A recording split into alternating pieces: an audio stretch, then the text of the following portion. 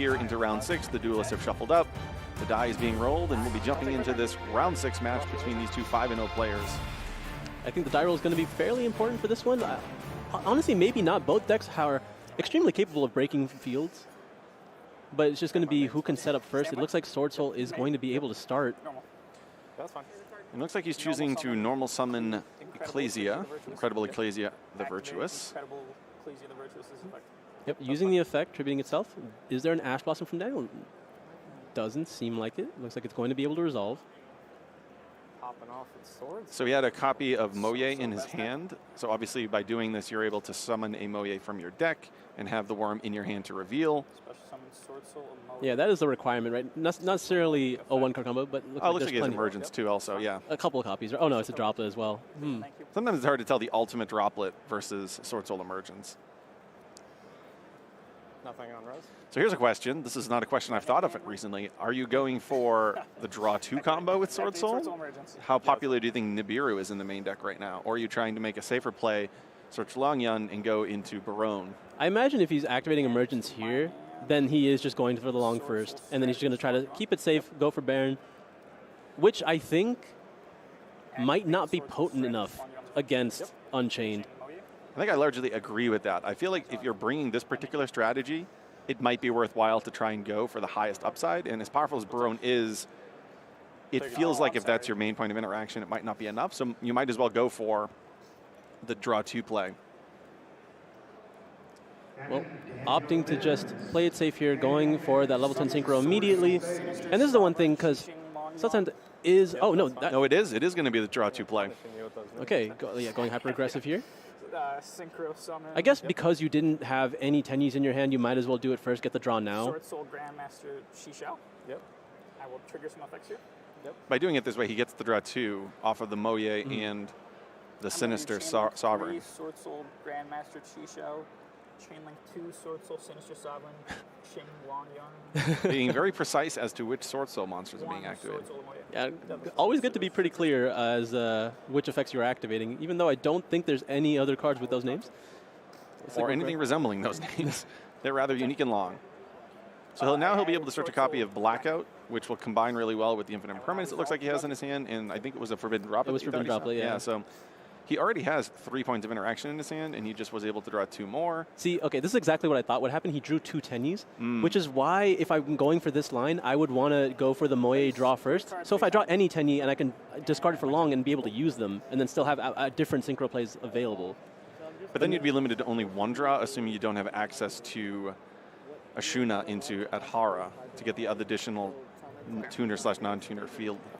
I think there's just so many combinations that kind of get you there, and it just generates more resources, and it makes your Blackout a lot better, assuming you play something along the lines of Sidao. That's true. I think, like, now, if you're Daniel and you see 3 sets, you know one's Blackout, you kind of assume the others are Imperm type cards. So, which is correct here in this instance. It is, yes. So and potentially even Droplet, just considering the popularity of the card this weekend. Or, of course, Heavenly Dragon Circle is another specific card to the Swordsoul based strategy that could be a set. I will activate Swordsoul Grandmaster Shishao. I will think so on that. This is... They cost real quick. Vanishing Moye. Ooh, look at this. He has a copy of Droplet himself. Yeah, I was wondering if he wanted to lead with that Prosperity in his hand instead and just try to... But I guess he didn't want to have to give up another card. He can just use it here to give up the Tour Guide, forcing it to resolve because it's no longer be on the field for the Shishao to negate, and then be able to deal with the level 10 Thinker as well. Oh, interesting, but why? So this is going to make it so that there's still a level 3 on the field that the Tour Guide resolves, because it's still going to negate the Shishao, but he'll have the 2 level 3s on the field. Yeah. So I think he's valuing that as opposed to the cards in his hand. I mean, one of the cards in his hand was the second copy of Tour Guide, which isn't especially useful. This is actually a pretty huge interaction point here, though, because that Infinite Impermanence is going to make it so that the Tour Guide still does not resolve. Yeah, he had a couple options there. He also had the option to chain Blackout, which would remove one of his monsters from the field, which also would make Droplet not resolve. Oh, that's true, too. There's many points. That one was on the table. Yeah. Can I reach him? It's just, at that point, there's no way for that version of the play to stop Tour Guide. So I guess this is the one. He's prioritizing making sure the Tour Guide doesn't resolve, which I think is correct here. If he wanted his Tour Guide to resolve, he needed to send it. That was the only option with the Forbidden Droplet cost. So that was an interesting interaction, seeing as how that was face up on the table. I think he just didn't see, like he needed the bodies on the field. He wanted access to Rhino. Wailing of the Unchained Soul's effect, special summon from deck. When we presume that if this type of deck is setting a spell and trap card, Infinite Impermanence is one of the most common, in addition to the fact that Blackout was obvious. Maybe he was trying to bait out the Blackout as well, putting 2 cards on the field that he could potentially target, knowing that it wouldn't be in his favor. Like if the droplet effectively resolved without effect, in the situation, I don't think he was too concerned, because the banish doesn't... no, the banish does matter a lot here. Because losing a Shavara would be pivotal at this point. But yeah, Shyama was able to destroy the set Wailing, special summon itself to the field. Wailing is able to trigger, summon an Aruha from deck, and now likely you're just activating the Shyama on the field, targeting the Aruha to try to go after one of those sets, which is absolutely going to force a response here. One of the key ways in which the Unchained deck can play going second, having these ways of popping spell and trap cards. Oddly enough, I think he has to use the droplet, or he's taking a chance and hoping he misses and hits the Blackout, because there's just no point, like, you're just not going to be able to activate Blackout in this matchup. Oh yeah, everything with the destruction. Mm-hmm. Oh, lucky him, he hits the Blackout. Aruha effect, summon from deck. I will summon. It's interesting, the Blackout as the first interaction may have put Sathe in a better position, as you were saying there, because having that Sinister live this turn would be a huge point of interaction that he's missing out on because it's been negated by Forbidden Droplet. Anything on Rose? Okay. Form a Link Summon. Yep, going ahead and triggering Yama now, as well as the Shavara in the graveyard. I think this is, if you're going to use Droplet on anything, it's probably this right here. Yama, Unchained Soul, Lord of Yama, Chainlink 1, Unchained Soul of Shavara, Chainlink 2, set from deck. Yep. So, not only does Sathe have to use the Droplet here, what is he going to give up for it? Both those monsters are half, so he can assume that he's not going to be able to keep either of them anyway. I think he wants to keep both Tenyis in his hands, so he can just make a play, as long as Daniel's not able to make a Caesar. Particularly because one of them is a Shuna, so he'll be able to go into at least some potential level 8 synchro. Let's see the call that he makes. Yeah, he really can't afford to discard both of them. Or really either of them.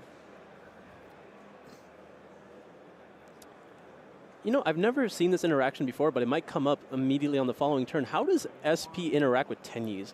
Like, will that just be good enough when he activates Ashina to start just clearing stuff on the field that way? Like when they put the normal like monk on the field? Yeah, like once the Amadi's already on the field, and then they start activating the effects in Grave. And then they start getting rid of them that way? Yeah, I don't think having just the Tenyi cards would be enough then. Because if he doesn't have a way to move forward from this point, he can go... Oh, it still has Prosperity. He avoided the Imperm column, which is definitely important. The little things that matter tremendously. If you've ever put a spell in that column, it is not a little thing. That is... Yeah, it is painful. It is painful. You will never forgive yourself, but you'll never forget. You'll also never forget. That's what I was about to say, too. That's good. It's a core memory. So it looks like he's got... So he's, okay, already used Aruha at this point, right? Yes. But Prison can go ahead and add Shavara, which is, I think, enough for him to just be able to do everything he needs to do. Oh, or you just add Shavara. Or should I just add Shavara, yeah. That's that pretty way reasonable. You keep the density of cards in your deck as high draws. Oh, I guess he didn't start with the Aruha. I'm trying to remember how this turn started. It was... Oh, it was Shyama pop the trap and just pop the trap, yeah. Okay, yeah, so he still has access to Aruha's effect here. Yeah. Which is pretty good, because that means he gets to end on Rage as well. Yep. Activate Escape of the Unchained effect to summon from deck. Yep. If only he had access to one more destruction effect, he'd be in the money. Like, I think he's in good shape anyway. Yeah. Yep. Now he's going to be able to reset probably that escape, get rid of the... Because he already used Aruha. That's my concern. Right? Like, that was used to get the Shavara off the Shyama effect. He has it in his graveyard, so I don't... Yeah. Yeah, okay. So we're just going to be able to... I will pop my Aruha. Now this is the problem, because this line doesn't make... Two off, this goes to the bottom of the deck. Once it was summoned back from the graveyard. Doesn't make Caesar, and I think Caesar in this position is just so huge against the 10 years. It's really huge against the entire deck. You summon any of the Swordsoul monsters with the attempt to special summon the token. Yeah, I think Caesar kind of covers every base you needed to, and I'm trying to think like how he can get there still. Because if he activates an effect that destroys... Unchained Soul. So I think... Okay, how much attack does the Chixiao have? It has... 14, right? Yeah, 14, unfortunate. So we can't crash the Ragin. Because if we crash the Ragin, we would have been able to use the effect of Yama in the graveyard, summon back out Sharvara, and then use the secondary effect to destroy the Sarama to be able to summon back out the Shayama. And that would have potentially got there. So this is at 14, so this is 18, and then half from Pot of Prosperity. Yep. All right. So lots of layers of math here. So we have the Prosperity that's halving the damage, but also the Droplet that's halving the attack. So only 200 points of damage dealt there. I mean, realistically, to 2 Tenyis having access to SP already, have like just rage on the field, probably pretty good. Yeah, I think it was a pretty big deal to discard the Tenyi from the hand based on how this turn ultimately played out, because I feel like having that second Tenyi in the hand, I think you'd have some live draws. No, a Droplet won't be able to save you here. No, that was one that was coming to mind myself.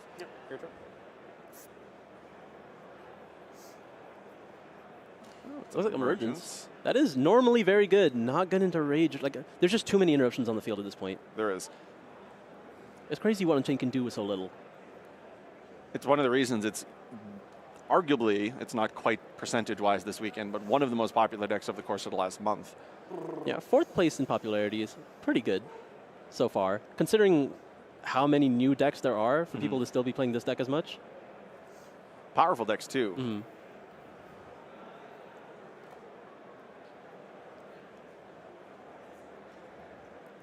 All right, going for Emergence here.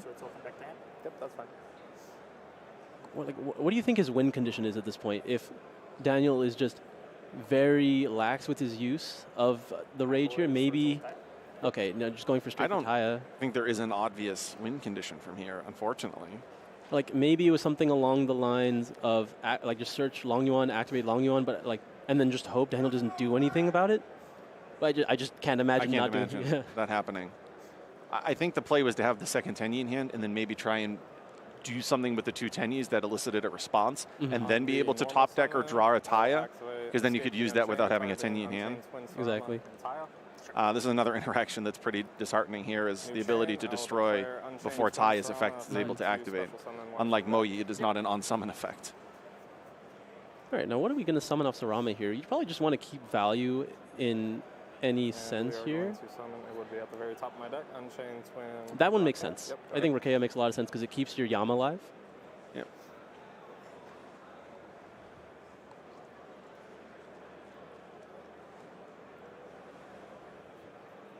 Then you are free to resume. Activating like a Tenyi Spirit Pursuit.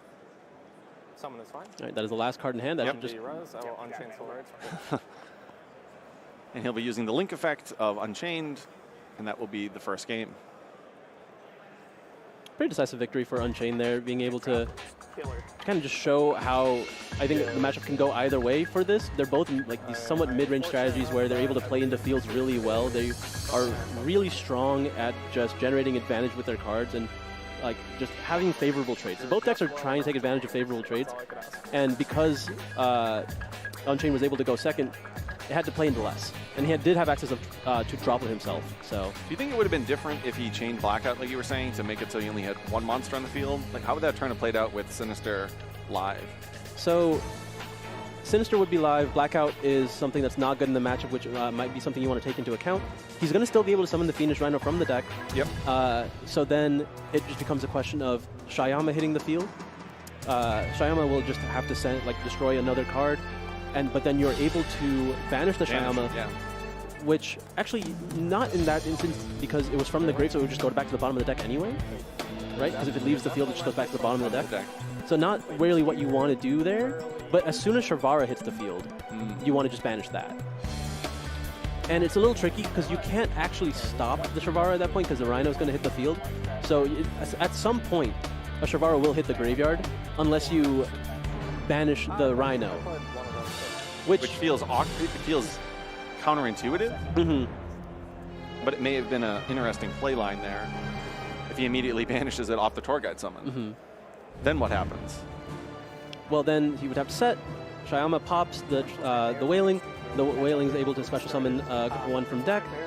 Then you can activate either Impermanence or whichever on the Shyama when he tries to destroy both, and then he's going to link summon into Yama, and then you droplet that, and then you'll still have one monster. You choose which one, probably just the level 10. And that should be the end of the turn. turn. And one Tenyi in hand, too. And he's top decking Tie. Well, top decking Well, Virgin. you still have both Tenyis at this point. Well, you have to droplet, because if he blackouts, he's down to one monster. Oh, yeah. So what are you going to droplet? You probably have to yeah. droplet from hand. Unless you do a chain, and it kind of depends on what the actual play sequence is there. But you probably have to use the drop it, sending a Tenyi from hand. I think in that position, I just get rid of the monster on my field and keep 2 Tenyis in my hand. So you would rather have I would rather be able to activate just 2 Tenyis. 2 Tenyis in Yeah. Okay, that's a fair point. If you've gotten the Sinister Banish effect on your opponent's turn, you already feel like you have value, particularly because it drew you an additional card on your turn. Mm-hmm. In the 2 Tenyis, yeah, a lot of the times, the ability to make new plays is sometimes better than the established play that's face up. So I could definitely understand that as For what it's worth, it also cuts off the ability for my opponent to crash in any Unchained. Yes, Unchained crash. Yeah, that could have been big in this game that we just saw. Yeah, it would have left just whatever Prosperity would have hit. So it would have been interesting. But it looks like we're moving on into game 2 here. I have to imagine that Tenyi Swordsoul will be going first again. Now that you know the matchup, does that change the ideal opening turn? Do you still search Blackout, or do you search a follow-up? Assuming you have access to the full Longyan and everything, do you search Blackout, or do you just search a follow-up? It's weird. I think you just have to time your Blackout differently because I think if you don't search as many interruptions as possible, you will just get Tcg'd. Fair. You'll open the door to just lose. You have to put up as many responses as possible. No, bro. Don't say that. And you know your opponent plays Droplet. You saw it game 1. Oof. And, well, Shifter, weird. I think both these decks are very capable of playing under Shifter. Yeah, so the Tenyi deck's not going to get the value off the draws of Moye or the burn damage from Longyan, which can definitely hurt. Sorry, Phil. But Followers out there. Shifter puts you down to 4 cards in hand, you draw to 5. If you can't deal with the big synchro monsters, sometimes it's enough. It does look like Sathe is capable of doing the exact same field if he wants to. Maybe just opting to go for Baron now because you have to deal with a lot less. You're not even worried about Shavara like that anymore. Swordsoul. Yeah, Dimensional Shifter is definitely an interesting choice out of the Unchained strategy. Swordsoul strategy just longer on. I think it makes a lot of sense. I think Shifter is a card the deck needs to play because it has such a hard matchup against decks like Tearlament, like decks that can actually overwhelm it. Because again, the main lose condition for Unchained when it goes first, or just in general, is when it doesn't make it to another turn. And the decks that can do that are the decks with higher output, and those decks are all cut off by Shifter. Does he have a Blackout in his hand? It's hard to tell. But I think so. I think it was... Because that's a combo for his deck, if he's able to discard the Blackout off of the Longyan, because then you can just get the tuning, get the token off of the effect, because it gets banished. I think he's just opting to keep as many resources as possible. Yep. And I think like he does have the Blackout to reveal here, and it's the exact same... Real Blackout? Yeah, it's the exact same opening so far. And it's exactly what you said. He clearly values having the Blackout interruption, even though it's not as good as you would want against this particular strategy. Knowing that you're playing under Shifter, putting up that many resources, or like that many interruptions rather, and Daniel has to deal with his own Shifter, I think that might make all the difference here. The Shifter might be doing more damage to himself than anything right now. Yeah, this is, again, like you said, if you're not anticipating playing against Swordsoul, and you happen to have a Dimension Shifter in your side deck, it's not the worst card ever, particularly if you decide something out that's really less than ideal in this matchup. And as a result, you have the situation where the player can still play under Shifter. Certainly they're not getting the additional draws, which can be frustrating, and the burn damage isn't done, but That's fine. I mean, this is a draw 1 search. That's plenty fine enough in most circumstances. Bad deck card, man. Yeah, I don't know what I would be siding out to put in Shifter in this matchup, because I think your matchup is generally already so strong. I want my main deck to seem as close to what it was as possible and just have as much gas as I can. And looking over Daniel's deck, I don't see a logical card to side out for Shifter that's just glaringly bad against Swordsoul. Like maybe Ash Blossom, but I'd still rather have Ash Blossom. I'd rather have Ash Blossom. I'd rather have Ash Blossom to mitigate to a smaller extent what they can do, but then be able to access my graveyard. Yeah, like realistically, you have the output to be able to play into a Swordsoul field. This is an interesting search here because if he searches Taya, obviously there's going to be no graveyard. If he searches Moye, he is doing so because he has Emergence in hand also. So he sort of had just a variety of the similar pieces right now, so that search wasn't that great. He really wanted to draw a non-engine card off of that single draw, and it looks like he drew Emergence. I imagine you're at that point searching just a copy of Longyuan. Oh, that's going to get banished by Sinister for sure, right? Yeah, I'm gonna change. Okay. Yeah. To banish it? Not like you would be able to actually use the destroy effect because the contract will never be able to hit the graveyard, but it's still enough to put a Deus Ex on the field. And you don't want it to just allow access to Zeus, right? You know, we are seeing some of the interactions that Sinister can put up against the Unchained strategy. Yeah, one interruption down. Oh, there's a copy of Triple Tactic Silence, which is honestly enough to establish, like, or to ruin the entire field here. Yeah, that card in this particular situation is just backbreaking. Being able to combine that with the Dimension Shifter, you know, you look at Dimension Shifter and you say, well, I can still put up a couple big Synchro Mantras. I should be okay. Talons just completely shuts that down. That should be banished as well, which they are able to keep track of. At this point, you know it's blackout. You probably just enter battle phase attack and then try to set something up with that prosperity after the fact. See, I mean, okay, if he chains blackout now, you know what? Good for you. So it's fine. Just try to dictate what you want to do next. But we do know that he's not going to go for game right now. He's just trying to set up as many responses as possible. Hopefully just get in access to Caesar. Caesar's the most important thing for him right now. Yeah, as we talked about earlier, we didn't see it in the first game, but Caesar lines up so well against what the Swordsoul deck is trying to do. All right, Turget's pretty good. I feel like that's a very reasonable take. And yeah, look at that. Yeah, I don't think you can complain about Tour Guide here. Tour Guide isn't the same power level that it normally is because, again, you're not sending that Rhino, you're not getting that trap card. Oh, this is crazy. I don't know about that. You're giving that blackout value, and you're giving that value. Like, I will chain in response to that Unchained Soul of Sharvara targeting the Tour Guide from the Underworld. Again, you're just investing cards into a blackout right now that you never had to. Like, I understand you're able to play through the cheat Yes. With Dimension Shifter live, by the way, you're starting to put valuable resources onto the field that may now get banished.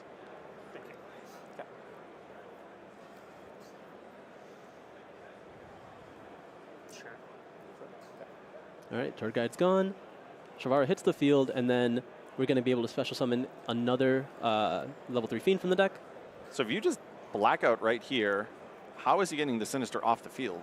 Summon out. Is he just going to pass the turn here? Well, okay, at least he went for Rakea to try to play around that. He can just chain it to destroy. That's useful. Yep. One in hand? Yeah. Hope it's not a good card, man. It's pretty good. It's an Aruha. I mean, he's just going to have to force something out here, enter battle phase. Likely just going to leave him with the... Oh, no, okay, yeah, just going after those. Okay. If he's targeting the Rakea, it doesn't matter. Rakea's just going to be able to trigger. Chainlink 1, Unchained Twin, Rakea, summon from deck. Sure. Chainlink 2 blackout. Yep, Blackout's just going to be able to special summon a token. Will not remain on their field long, I imagine, but... Again, just have to make your way to Caesar. Or SP. SP is, you know, honestly, not giving that card enough credit, but... I know, sometimes it's just simpler just to go into SP than trying to find other roundabout ways of putting 2 level 6s on the field. Yeah, and at this point, like, all it takes to make Rage is a monster as well as an Unchained Soul. So that's going to be the easiest way to get rid of... I mean, unless you wanted to make SP naturally, which I doubt you would. Interesting, going for the Sarama without a graveyard. Then you can go Aruha to do... Twins, Aruha, targeting Unchained Twins, Sarama. Yeah, like, again, really taking away from your recovery because losing the Sarama for the rest of the game, you're not going to be able to recover that. That's a huge that singleton point. is huge. It's one of those things where if the field that he's able to establish isn't sufficient, we actually know that in his hand he has 2 extenders. He has the Emergence, and it looks like he has the Moye, has or it a- looks like the Ecclesia rather. So the ability to make 2 plays could actually be critical on his Another Unchained Twin upcoming for turn. Ruha. Yeah, this makes sense. Going for another Ruha, the least valuable here. Yep, a card that you play multiple copies of. You don't mind if it gets banished. Yep, and now you just make the Yama to make it, just so you get some follow-up here. Yeah, I'm just going to add one. Yeah. Go ahead. I'm not quite sure what you even add at this point. Maybe just a Shavara. Yep, Yep, looks like that's what he's going for. and then you could just swing in for some damage. And add in even if it's Unchained halved. Soul of Sharvara. You don't have to link off my Wagyu, bro. You could just leave it there if you want. Trying to convince him to leave the Sinister on the field. I doubt it's going to happen. Yeah. That off. He asked nicely. He did ask very nicely. Now it's Unchained Soul of Anguish. Yeah. Okay, just going for Unchained Anguish Soul here. of Effect, targeting the token. Losing the Anguish as well at this point. But I mean, he does play multiple, which is interesting. But now going for Rage, able to attack for, what is it, 900 here? Yeah, it would be 1800 half, so it would be 900. And hopefully that's good enough. Yeah. The Shavara is not really doing much of anything because, again, no graveyard. Although the graveyard is accessible now, there's nothing for Rage to add back. Not like you even want to. You really want to actually resolve Rage at this point in the game. See, it's funny. You forgot to Long Yuan burn game 1, and I forgot to attack that game, so. Look at us. Yeah, you know, like maybe the little bit of damage doesn't really matter here. It will. But To do the damage by attacking over the token. But then I guess you could just win into Unchained Soul of Rage and you need to use your opponent's yeah, card. Yeah. I think like the game is so simple right now, and you drew Long Yuan that Wow. does give him some extra reach.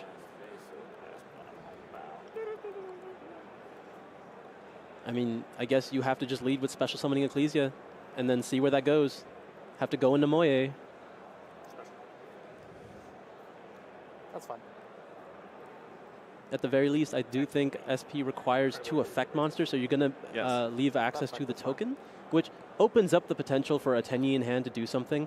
But I think at this point, if you're Daniel, you just got to take that risk. Summon Swordsoul of Moye. Unsummon Moye. Although I guess, no, you're just banishing the Oh, token yeah, outright. it's fine.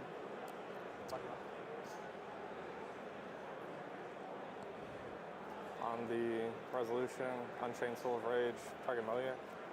So here we see Unchained, Yeah, that's fine. Unchained Soul of Rage, utilizing the Moye as link material, Something cool too. going into Oh, man.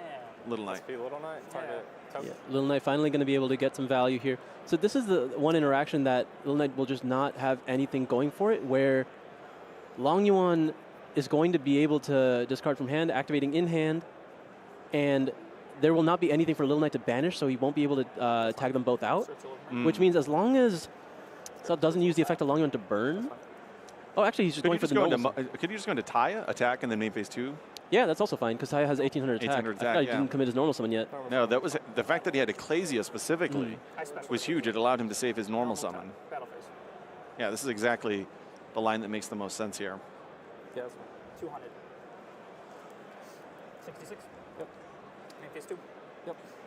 Now he's able to essentially full combo, or, you know, like a very Relatively soft speaking. combo, but yeah. I mean, he's going to be able to search out the discard necessary for Long Yuan, so he can go into Banishing. sort of the old play of having Barone and Shishao on the field. Yeah. Already had to use Emergence, so not going to get a whole lot of value there. Not going to be able to find any Tenyis. Except for the one you get off the Taya here. Oh, banish. Swordsoul. Yep, that's fine.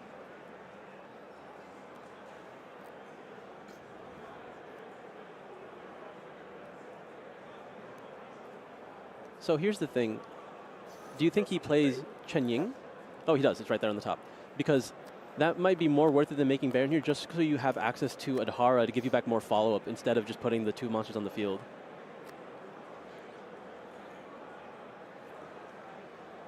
So you're talking about going into the... Because at this point, if Taya uses its effect to send That's fine.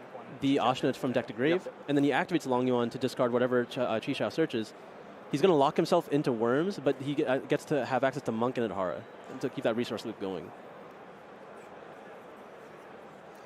If he chooses to go that Yeah, route. if he chooses to. At the very least, you're always putting an Ashnat in the grave, though. How much time was Oh, easily. 16 minutes and 36 seconds. I'll go ahead and scoop. Oh, it looks like Daniel's actually just going to concede, and he sees the writing on the wall. That normal summon, the fact that Taya, unlike Moye, allows you to conserve that effect until, for example, main phase 2 to play around effect negation effects that destroy, or in this case, SP Little Knight's effect that would banish it until the end phase, came up really big in this game. Yeah, normally, like, it's a bit of a liability, but I guess it goes both ways. Well, you say that, but then there are also the games where the game gets so simplified, your opponent impermanences it. You pass with a tie on the field, then it survives until the next turn. Yeah. And it just feels like you're getting infinite card advantage there. So, yes, in some situations you want it to trigger upon summon, but in other situations, like the one we just saw there, it actually came in clutch that he was able to do it in main phase 2. So we finally get to see the Unchained deck go first in this matchup, and we get to see the difference in the ability of the Swordsoul deck to play into a field, because again, we didn't really get to see how strong the Tenyis can be when there's already a field established. You get to lead with those, you get to start clearing stuff with Boxy, you get to clear stuff with Vishuda, try to force things out as much as possible, but when you're playing into something like Caesar, it might be not that easy, but you just need a couple effects to go through, because how many Tenyis are you going to be able to negate with Caesar before eventually a normal summon Swordsoul gets there? I think the Caesar is going to be a huge point of contention here. If Caesar goes unchecked, I think it's going to be difficult for Swordsoul to play through 2 negations. So I think that's really where the whole game is going to boil down to. Is a Swordsoul player going to be able to draw cards like Dark Ruler and the more Forbidden Droplet that we actually already saw in his main deck? You know, how well can he combat that particular effect negation, which when we talked about when we looked at the Swordsoul cards themselves that special summon, and then of course the Tenyi cards, the whole game could be based just on that singleton card. Yeah, absolutely. I think engine to engine, if you allow the Unchained deck to do what it's supposed to do, the Swordsoul deck will fall short of being able to just outright get through it. But if you give them any one of those cards, you get to limit how many effects they still have remaining to try to counteract the field, and Swordsoul just has the potential to push through all of that, the same way Unchained has done before. They're very similar decks. Yeah, they're different ends a little bit. I would say they're a little bit different fundamentally, because I feel like Unchained does a better job in the long term. I feel like with Swordsoul, there's that opening play where you use a lot of resources and your extra deck, and then there's that second push. And then if the deck already needs a third push, I mean, you're going into maybe Draco Berserker still left in your extra deck. I feel like Unchained just has a better long-term game plan. Unchained also just has way more follow-up. Way more follow-up. That's sort of what I mean. At the end of the day, your follow-up with Swordsoul is maybe I draw something off of my 1 or 2 draws. You try to set yourself up with the Tenyis as much as you can, but not always something you can control. And sometimes you are a lot more affected by something along the lines of infinite permanence when you only have a normal summon. That rarely ever happens for a deck like Unchained. Yeah. It's a lot harder. I think overall Unchained is for sure the more powerful strategy, which is why it's the more popular strategy. But if you give both decks their most powerful hand, it's very possible for Swordsoul to just get through. I know. And you also look at what are you normal summoning that could be hit by impermanence. A Tour Guide uninterrupted has a much higher ceiling than a Moye uninterrupted. So I think it's just one additional point in favor of the Unchained deck. I wonder if Daniel will ever just choose to go second. What would you do if you were in his shoes? I'd just go first. Go for Caesar. Yeah, I was about to say, I mean, sometimes you overthink it. Sometimes you think, they're going to have Droplet for Caesar, they're going to have Dark Ruler no more for Caesar, whatever the other outs are, Book of Moon, and etc. And then you end up letting your opponent go first. You see your opening hand, you have none of those interacting points, and now your opponent's done their entire combo. Yeah, maybe you're choosing to do something a little different, because again, you could have other things sided in for going first. Maybe you're playing anti-spell, maybe you're playing always possible to send Banshee. Yeah, I know, right? The Swordsouls require worms for their better plays, and Zombie World would shut that ability down. You certainly side out Dimension Shifter here, so you definitely have to side something in for that.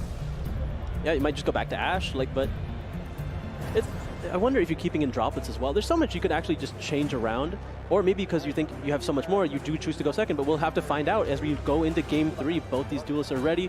The Shake Fist Bump there. We have Impermanence and Ash Blossom in Saith's hand, so he's got a few points of interaction. Does that, the way he's looking at it, is he going first? Okay, no, normal summon Tour Guide. Very good. That's going to be likely met with a copy of Infinite Impermanence. I doubt you use your Ash here. But if you want to play around a copy of Sharvara... I was just about to ask that. What would you do? I think you would likely want to keep Ash Blossom for that first effect of any Unchained in the grave. And it looks like that one's resolving. Oh, there's a Banshee in his hand. Oof. set Okay. one card. Okay. Oh, it looks like he oh, drew it Vice passed. too. The DDD. Oh, Oh no. no, that hand is not ideal. That is a couple cards that you want to search or send.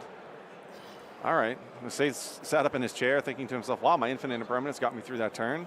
And I've opened 2 copies Is that of the Tenyis. Is that Banshee, Abominable Soul, and Vice King? I think he has the entire collection of singletons that you really Wow. want to tutor in specific circumstances, not draw in your opening hand.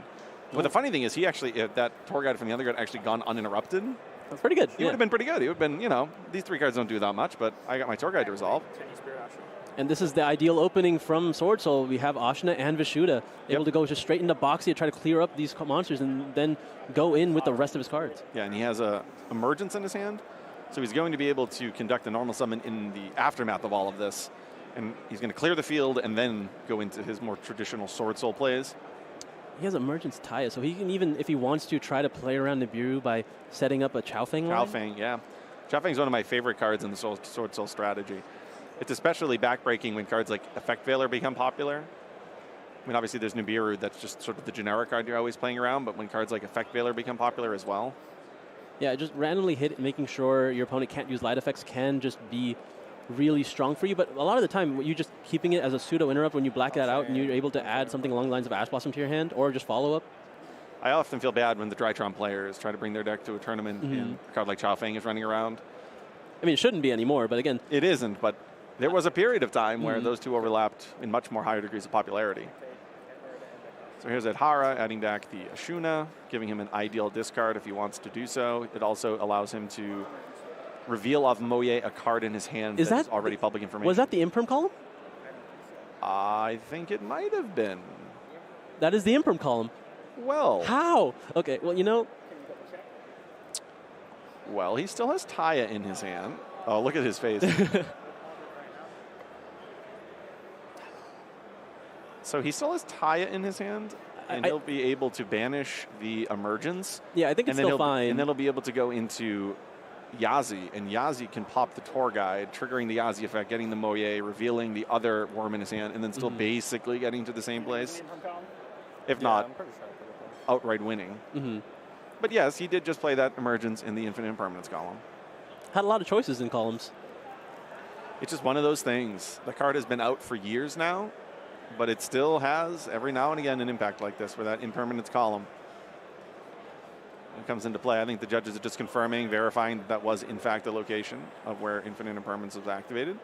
But he still gets to summon the Taya, like I mentioned, banishing the Emergence. I can't imagine Daniel makes it out of this turn, even if... Ooh, I don't know if he reduced the level there. I don't think he needs to. Like, you don't like the Yazi play here? I mean, I do, but I don't think he necessarily just needs to do it. I think he probably just has enough damage from... That's fair. Just doing this. Yeah, because Long is going to do 1,200. The Monk and the Tour Guide just cancel out, and the rest of the damage is already there, right? Yeah, Monk is on... Yeah. So it's 51 represented, and then, I mean, this just... It was always game. Like, there's... That's true. Yazi is one of my favorite cards that this deck ought to play. And anytime you could summon Yazi, I always wanted to do it. Yeah. Outside of a Nibiru from Daniel here, that's the only thing the South can possibly fear. He's just going to have to go for it now. You're already committed. I mean, reasonably speaking, passing the turn with one interruption on a Tour Guide set spell or trap card, Nibiru is actually higher on the list of cards. Yeah, I would believe it's there, but I don't think you have much of a choice at this point. You're not going to pass it back. You're not going to try to do anything less. You're going to commit, and because like realistically, the way you play around Nibiru is with this hand, what are you going to do? Just go Chi-Shao pass? You can't. You have to try.